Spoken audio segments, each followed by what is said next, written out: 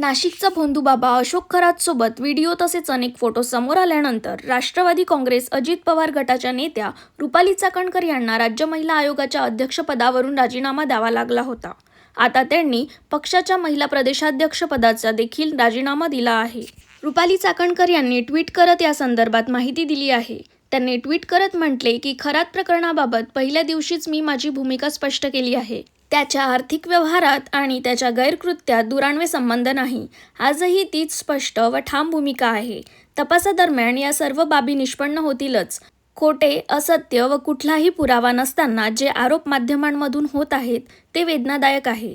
सत्य प्रखरतेने सिद्ध होईलच. पुढे त्यांनी सांगितले की हा तपास पारदर्शकपणे व निपक्षपणे व्हावा ही माझी मागणी मी यापूर्वीच मुख्यमंत्री, उपमुख्यमंत्री, पोलीस महासंचालक यांच्याकडे केली आहे. तसेच आज सकाळी फोनद्वारे आदरणीय सुनेत्रा वहिनी पवार यांच्याशी झालेल्या चर्चेनुसार मी माझ्या राष्ट्रवादी महिला काँग्रेस प्रदेशाध्यक्षपदाचा राजीनामा देत आहे, असे ट्विट चाकणकर यांनी केले आहे. सोबतच त्यांच्या राजीनाम्याचा फोटोही शेअर केला आहे.